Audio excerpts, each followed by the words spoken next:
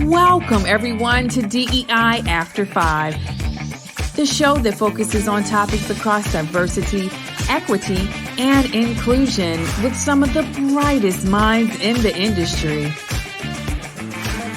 Here's your hostess, inclusive culture curator and coach, Sacha Thompson. Hey everyone, and welcome to this week's episode of DEI After 5. So if you have been paying attention, a lot has been going on in the DEI, BJ, pick a letter, space over the last few months. So many organizations are reprioritizing, investing, or taking funds away from DEI. There's just so much that's happening right now. And there's so many things that organizations are still trying to figure out, right? Do we dismantle this or do we invest here? What do we do? How do we move forward? And so today, my guest is Treneice Collins, who is a consultant in this space as well. And just really talking about, how do we leverage some of the things that we've been doing, like ERGs and affinity groups, right? How do we leverage those things? Or are there other things that we really need to be thinking about during this time? So before I continue, because I can talk about this all day, I want to bring on Treneice. Welcome, welcome, welcome. Hello. Thank you so much, Sacha, for having me. This is a pleasure. I've actually followed and watched many of your shows. So I'm finally in the seat and I'm pretty stoked about it. So thank you for having me. I love it. Well, thank you. Thank you for being here. So Treneice, for those folks that may not know who you are, can you tell us a little bit about yourself, how you got into this work? So I've really been in this space for quite some time. I am a recruiter by nature. So at the very, very core, I've always loved the gamifying recruitment, which is very thrilling. As a recruiter and at being in the HR management space, I found that I myself was often the only, whether it's a only female, only woman of color in the space. And so I fought with the idea of finding my tribe, as you would say. And I realized that I wasn't alone. I was really just being selfish, thinking that I'm the only, because there are so many others that I found out that, hey, you know what, they're feeling the same exact thing. And so that's how DEI was sparked. Today, I've founded a consulting firm, the Virtual Coffee, and we really focus on those two different aspects. One, I create DEI strategies and implementation for large and small and mid-sized corporations. But also, I've really focused on helping the individual, and that comes in various shapes and colors. And some of the works that I do is to really allow that individual to really come out, and which that could look like helping them with their branding, their resume, really getting them comfortable with the idea of interviewing, really small things like that make a massive impact to the individual themselves. Yeah. As we were prepping for this a few minutes ago, we were talking about just the changes, right? Typically, when there are issues within the economy, and I'm doing air quotes around economy, Yes. DEI is often one of the first things that goes. And add on top of that, DEI recruiting. Yes. I had so many clients over the last year that was like, hey, we want to continue doing work on X, Y, and Z, but I just found out that I have to let half of my team go tomorrow. It was just happening so quickly. And it wasn't just one round of layoffs. It was several rounds of layoffs that were taking place. And again, I was noticing exactly which teams were being mostly impacted by this. And it was recruiting. It was the folks that focused on diversity, equity, and inclusion. Absolutely. And so you and I were talking about just kind of like the ebbs and flows of this industry as a whole. So can you talk a little bit more about, what you've seen in this work around these ebbs and flows, specifically around recruiting? Yeah, so recruitment, there's a lot to unpack there because recruiting is often thrown into the wolves as the sole point of contact and for any organization for DEI to actually work. They're the functional creatures that they're responsible for pulling diverse talents into the organization, attract them into the corporation, sell them on how amazing the organization is, Mhm. get their buy-in, hire them, keep in contact with. So recruitment really gets a very, very bad rap. And what I've found is that they're often ill prepared for the task at hand. Hmm. Recruiter's role at the very core is to actually, yes, attract and entice an individual to want to, of course, take the job. Of course, they've got to qualify them and go through those different Right. elements. However, their role is not, under any circumstances, to carry out the DEI vision and strategy. That is not their role. Now, they function as part of that strategy, but they're not the sole responsibility for the fulfillment and success of it. That's really the CEO. Hmm. That's the CEO, which is the last person that everyone thinks of. But DEI strategy and recruitment strategy starts at the leadership level. When it fails at the leadership level. And we see the result of it. And oftentimes it's the recruiters or the recruitment team, TA, that's blamed for the failures that leadership ill prepared them for in the first place. Yeah. That's often the lack of structure and intentionality that's been placed into the TA team to begin with. And it's just the lack of structure and intentionality that's really being played out today.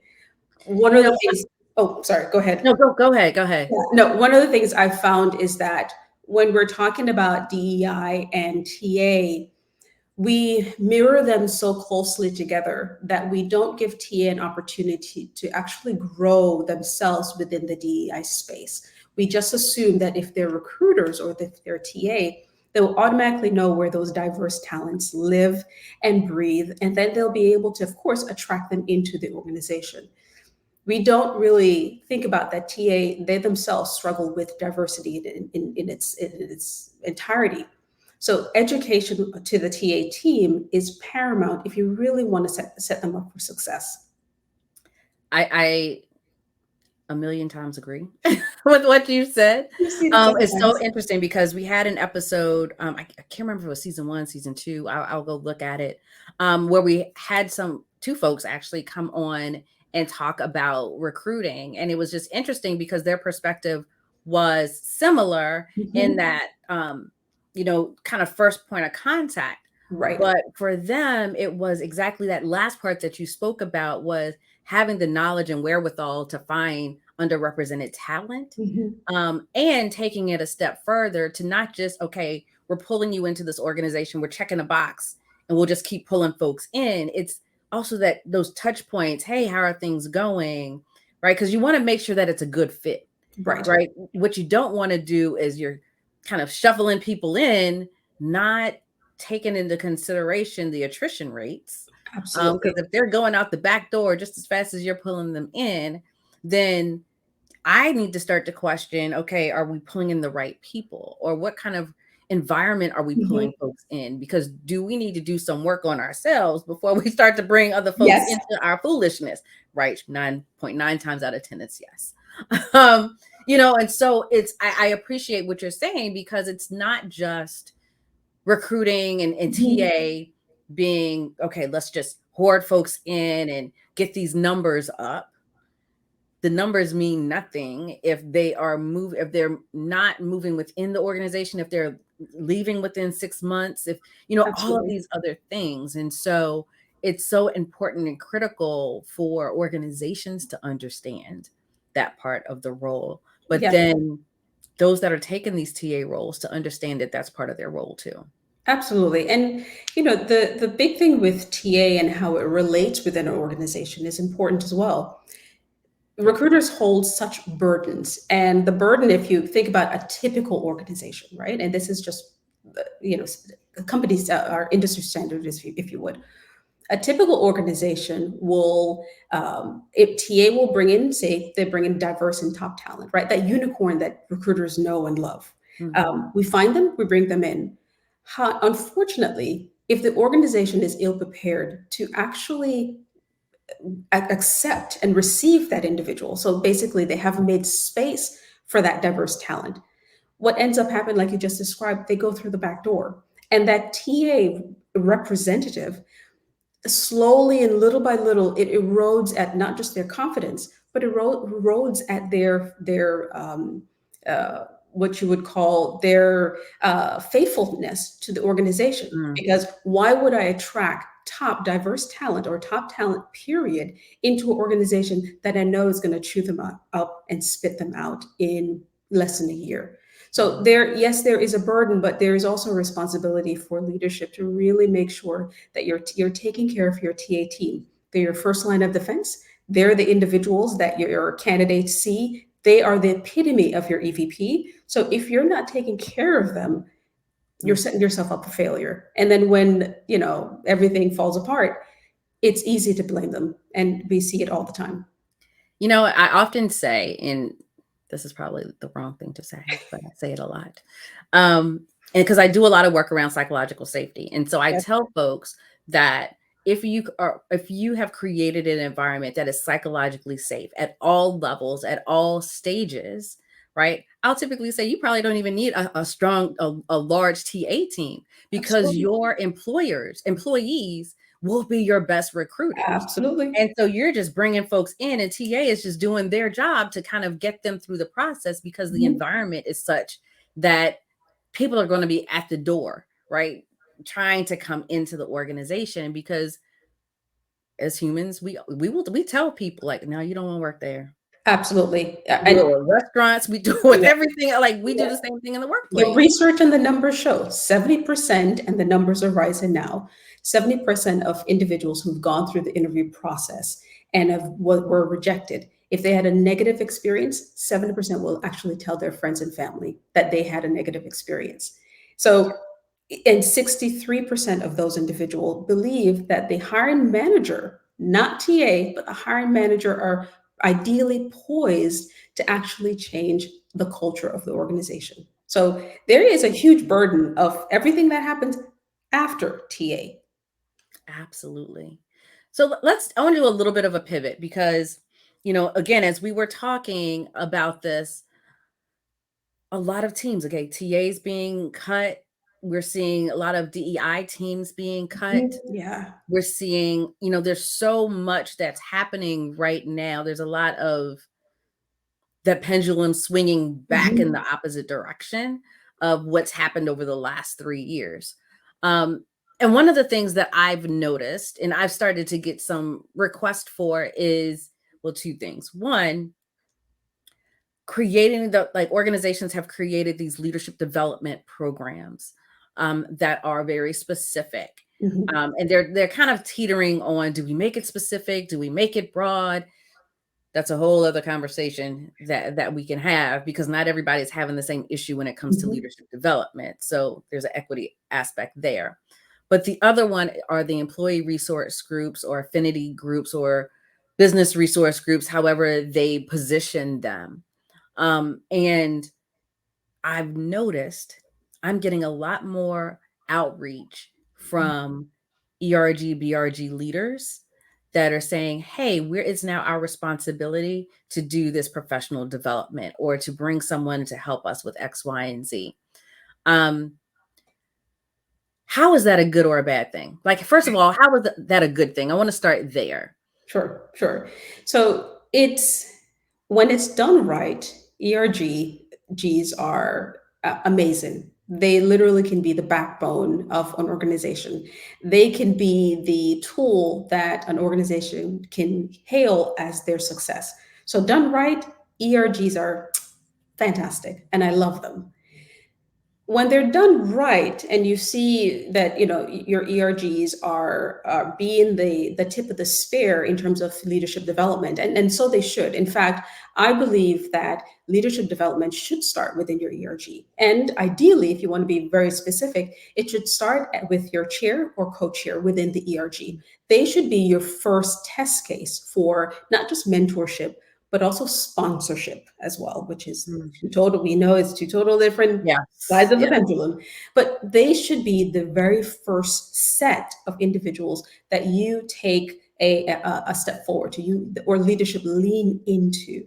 And the Mm. reason for this is you're sending a message to all your employees that, hey, the company has actually not only brought you in, but we've made room for you. That usually Mhm. that person is influential within their space. Let's say you've got a Black employee network group, that those two individual, the chair and the co-chair, a Mhm. lot of eyes are on them. They're the spokesperson for their group. If you're able to upskill and reskill that individual, promote them within the organization, put that person into leadership where appropriate, you send a ricochet effect down to all the different ERG groups, all the different different organizations that represent within those groups as well, and every employee throughout. There is such a huge impact that can take place when that is done right. Mhm. There's nothing else that can replace it, honestly. So done right, yes, ERG groups can be a source of tool to help the company get to that next level itself. I appreciate that response because I think for so many, and I was thinking back on organizations that I've worked for and, been a participant in the employee resource groups or even started Yeah. employee resource groups. And it is such a visible Mhm. position. It is such a leaned on position. And so even adding to what you said, what we're starting to see more conversations about is even compensation for those roles, right? Because this is above and beyond your day-to-day job, right? Which you got hired to come in to do. You are opening up a can of woo. Okay, go for it. Go for it. Right? I mean, because when you think about it, at least the work, I'll speak for myself because I tell people that we use statements versus we statements.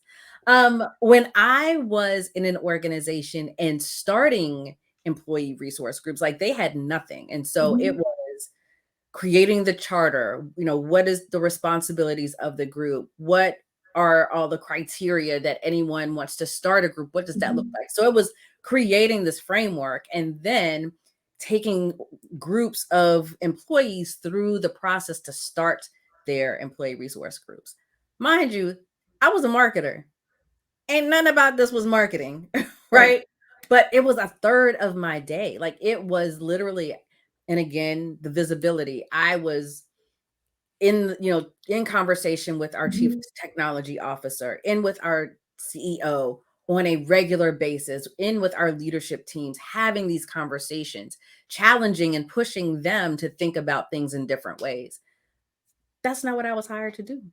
Oop. But I was the first Black female hired by this company, right? So it was this very interesting place to operate in. So I think about that, but then there's the flip side of it. It is a lot of work, and many organizations are not compensating employees for taking on this work. I don't And know one that is. So yeah, you said, say again. I don't know one organization that is. So it's interesting because I am starting to see more conversation about it. But Mhm. to your point, I cannot think of one that's actually said, yes, Nope. this is how we are compensating. Now, again, if there's a listener out there that knows of one, let us know because those are the folks that we want to hear from. Like, what does that process look like?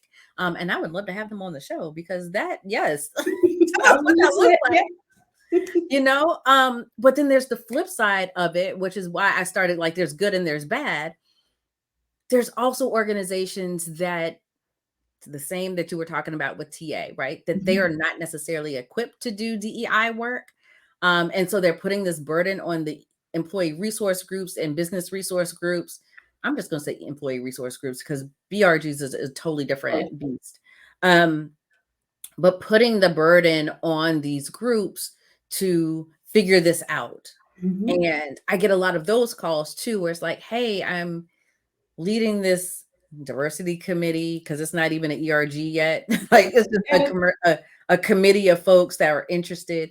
We've never done this. We don't know what to do. And so it's kind of the blind leading the blind, Mhm. for Mhm. lack of a better term. what else is kind of, the word negative is coming to my mind, but like what else is needed, right?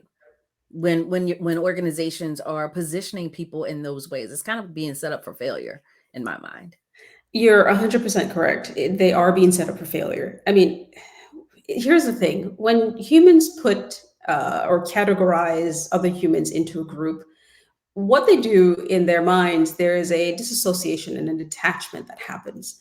And so Mm, when you take uh, employees, right, regular employees, and you put a title on them and put them in a group, all of a sudden there is a burden of responsibility that takes place whenever we do that. And mhm, what organizations have been doing now for a very long time is they've been taking the burden of DEI, right? And they've mhm. placed them into the hands of employees who are extremely ill prepared for the task at hand. And when they fail, which majority of them do fail in various different ways, they then are stuck holding the bag. And the very people who you were trying to help in the first place, they become completely detached. They find themselves feeling isolated and alone because the ERG was set up for failure anyway from the very beginning. And you use the word negative, and that's exactly what happens, honestly, right? We're not going to beat around the bush. That's what happens. It is a negative impact on those employees. And it can be very much long term because what they do, organizations do, is they take employees who are passionate, right? Who want to make change, who's vested in making changes and want to be a part of it. And they're so grateful that they were asked in the first place that they completely ignore the question of, hey, can you give me additional help and support and resources to actually make sure that I'm equipped for this role? ERGs, no one is paid for to be within an ERG, right? The chair, vice chair, doesn't matter. Right. Majority of people, and no, I don't know anyone who's actually paid for this task. You're paid for whatever the organization hired you for. Yep. That's your bread and butter. The unfortunate thing is when organizations go through layoffs or cut back financially or otherwise, and we see that now happening as we speak. If we look inside their metrics, the individuals within the ERGs are some of the first to be laid off, Yes. Yes. first to be let go. Why Yes. is that? That is because you have given individuals a set of responsibility, and you have not, and really, you've built no system around them to hold them accountable or provide them the resources to succeed with that responsibility. And so when they fail, you then use that ERG to compare them to their work that you actually pay them for, the bread and butter while you hired them. And so, because you have an individual who is so vested within making a change, they're passionate, they're giving their all to ERGs, sometimes their work suffers because this may or may not be what they're passionate about, right? The Mhm. company has given them something to believe in, aka ERGs, but because they haven't supported them, there's been no clear guidance and structure and outline. Leadership has not vested, truly vested time and resources to mentor and help these individuals. You're then basing their performance on the individual's work itself. And so the first people to be let go is, well, you know what, Susie and John, we just need to cut them. They're not performing right. Their attitude has changed. I should see a shift. They're no longer hungry. Mhm. They don't come in with a fire. They're lackluster. They're not innovative. Yeah, because you burnt them out in the ERG to begin with. So of course you're going to see the impact with Susie and Yes. John. It's So a setup. It's such a it's setup. absolute setup. And I have built and designed loads of ERGs. And as a consultant, as you know, my role is to do the research, provide you with the alternatives, and it is your choice to accept. It's almost like, what is it? Mission Impossible. You can Right. accept it or not. It is not my responsibility. Right. And You what I choose to find accept is it. the ones who are successful are the ones that have specific leadership. And leadership, I mean CEO from the jump, that have taken ownership over Yep. that ERG and their name is attached to the success or failure. Those are the ones that are successful. Yeah.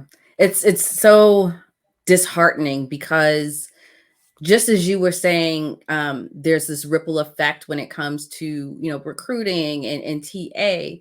The same thing happens when organizations let go of individuals that are leading ERGs. There's now a ripple effect because now folks are like, oh, I don't even want to take Mhm. a position in the ERG Mhm. because I saw what happened Yes.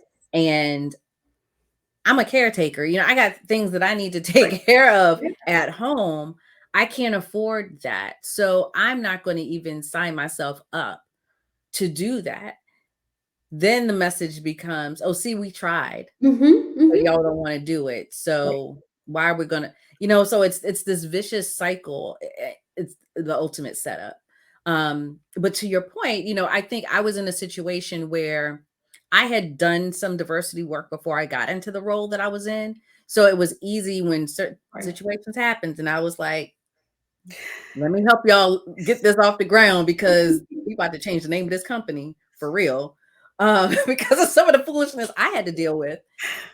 But when that happened, I also knew, and luckily, to your point, I had a VP that Mhm. was so supportive, like beyond supportive, Mhm. right? Because even though I was doing DEI, I was hired to do marketing.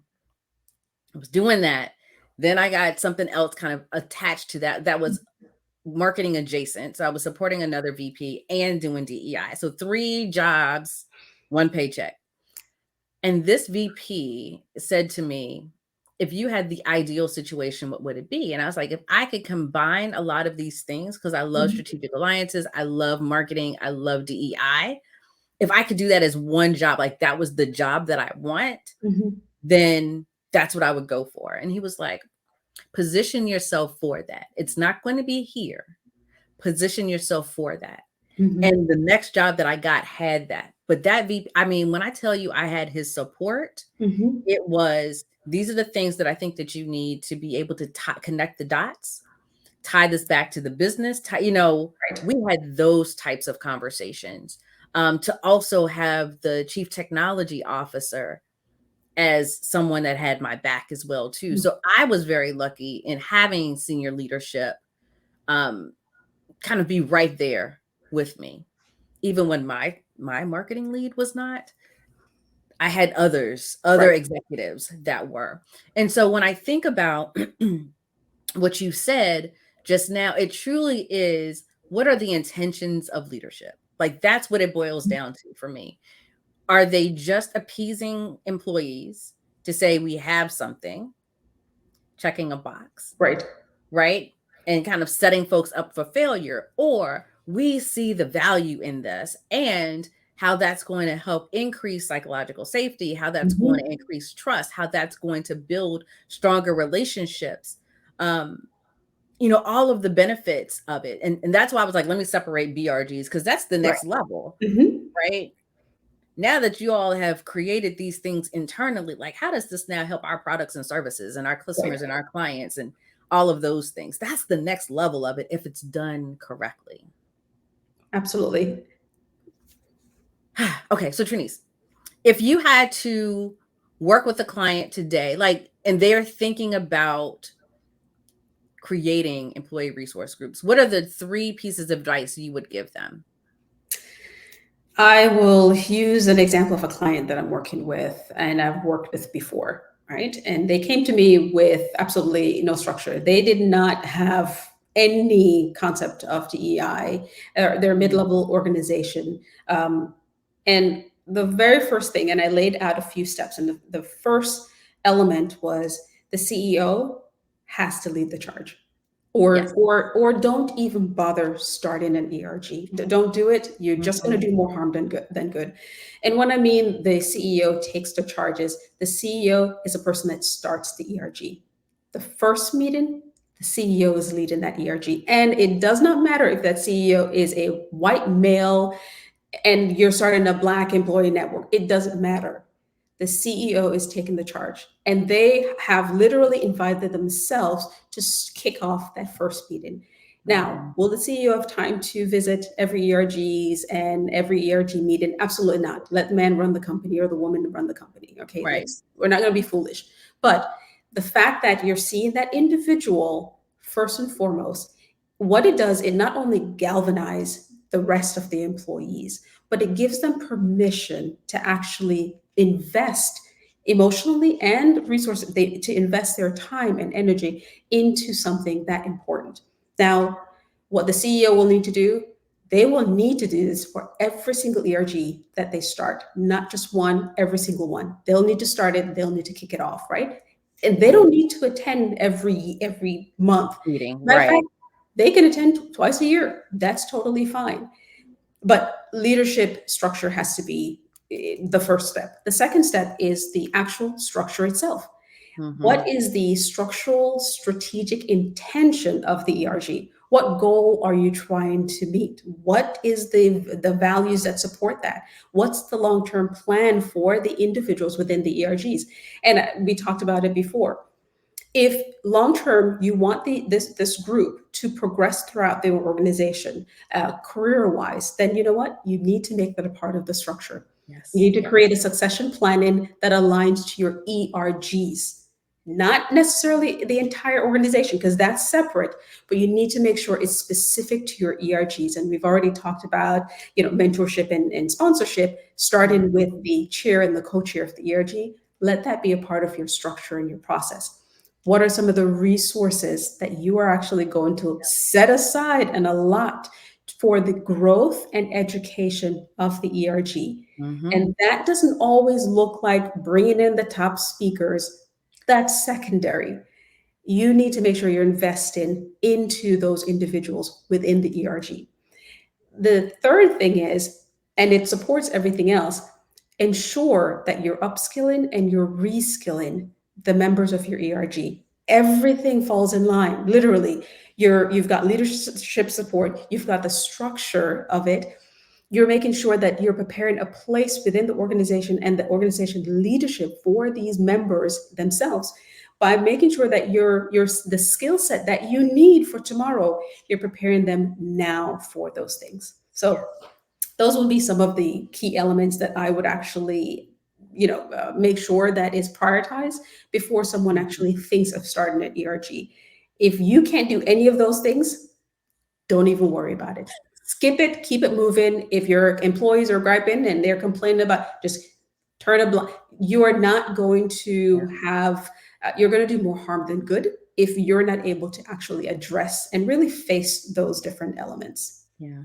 And honestly, to me, if you can't do that, then it's an affinity space, Oh, yeah, absolutely. right? Go for Like, it. and that's the difference, That's right? Like an right. affinity space is Yeah. we're gathering Mhm. because we are in the same affinity, Absolutely. but there's no rhyme, not necessarily no No. rhyme or reason, but the Like a reason is to soccer. It's like connect. a soccer club. Yeah. Right, Yeah. right. The reason You- is to connect. Absolutely. ERGs, what I love the element, the last point that you made around like the upskilling and reskilling, right? That is so important because now what you're saying to me is, hey, resources that we needed for number two, this is the investment, right? Like this is the reason behind this because we want to invest in this talent so that we keep them here. They're not having to promote themselves by going elsewhere, which is what Black and brown folks do, Absolutely. right? We give ourselves promotion by going somewhere else because Mhm. we feel that they're going to value us more so than where we are. And so this really creates that structure that you were talking about that says, hey, we want to invest in you, right? And then again, the B.R.G.S is kind of like that next level. Mhm. So Treneice, okay, because we go on for hours on this. Um, how do you take care of yourself? Like, how do you fill your cup as you are doing all this work?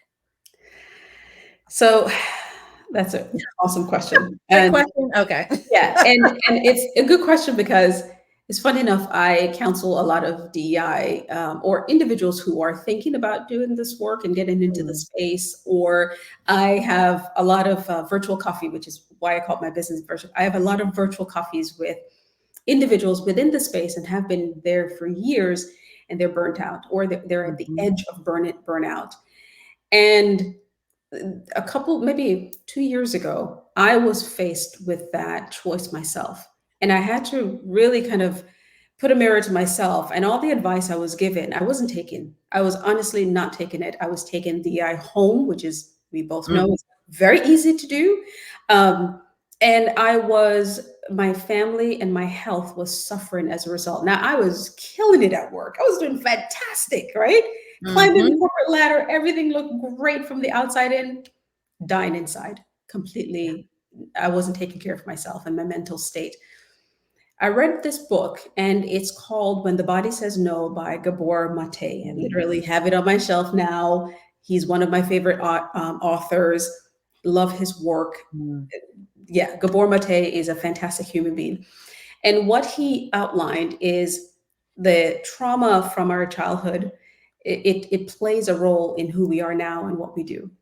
yeah. And so I had to literally go back and confront a lot of the things that I was doing and how I looked at work, and especially within this space, from all the things that I've been through. And I realized that, you know what, my body has been trying to tell me and give me signals to stop, take a step back, really prioritize myself, be selfish for once in my life. And I was saying no this whole time. And his book really kind of confronted me with the fact, if you keep doing that, your body's finally going to say, I'm done. I'm sorry. You're on your own throughout the rest of the journey. And I didn't want that. I wanted to be true to myself. I wanted to be my true, authentic, crazy self. However that showed up, I wanted that. I wanted to be just me and only me. And the best way I knew Mm, to do that was I prioritize myself. So that looked like I take myself out of an equation. I set specific and strict boundaries. I make sure that I am the most important person in my life, right? I have a family, a husband, love them all. They already know that. And if they don't, I am so sorry, okay? Because at this point, I can't help you. And that's how I really address things is I make sure that I'm okay, I'm safe. And then everything else follows afterwards, which is something is counter to really how I've lived my life. mm. Um, and that's what I do. I'm an avid golfer. I love golfing. I golf with my husband like once a week. He golfs every day. But brother man, if I've got time, I'm going to go play golf with him. I Mm. prioritize relationships; those are really important to me. But I still set boundaries for myself. So that's how I do it. Love it. And I think when we spoke before, I was telling you a similar thing, right? That burnout, the stress, all of the things, and having to really reprioritize and put myself first, Hmm. and being okay with saying no, Yeah. and being okay with saying yes to myself. Because I think we're so quick to say no to ourselves and yes to Yes. everyone else. And Yeah. it's like, okay, how do we flip that? How do I say yes to myself and no to other people? So I totally appreciate that, because it takes work. It definitely Yes. takes It work. does. So if folks wanted to find you, connect with you, how could they do that? So they can go to two places. My LinkedIn profile. I'm pretty active on LinkedIn. I know that LinkedIn is my friend, and I treat it as my friend. That is my networking space and how I expand my community. Um, and so, yes, definitely connect with me on LinkedIn. I am very, very open to that. I also, you can go to my website, thevirtualcoffee.com, and that is where my work life space, all of me is invested into that consulting firm. I absolutely love the work I do with both organizations and individuals. I see DEI as my purpose. It's tied into my why. And so I want to make sure that I leave nothing on the table, right? I take all the risks that I need to take. There's no regrets that I leave behind. And I'm trying to work towards that. It's easier said than done, Yeah. because like you said, say no. I say no first and then work out the yes afterwards. That's the mindset that I'm in now, and which is Mhm. takes a lot to get there. But those are the two avenues that you can find me, and I'm happy to help in any way. Thank you. Well, Treneice, thank you so much for being with us today. I mean, there's just so much information. I think things, especially around how to leverage ERGs the right way, that people can at least think about or process. And then even around TA, right? Mhm. And how to rethink how they're utilizing that part of the business, because it's all connected. It's Yes. all connected. They're not in separate boxes. So thank you so much for joining us and spending this time with us today. And thank you all for watching this episode of DEI After 5. As always, you can find us here every Tuesday at 5:15 p.m. Eastern on YouTube or your favorite podcast platform. Be sure to like, share, please share, and subscribe so you can continue to get more information around these topics. And until next time, have a good one.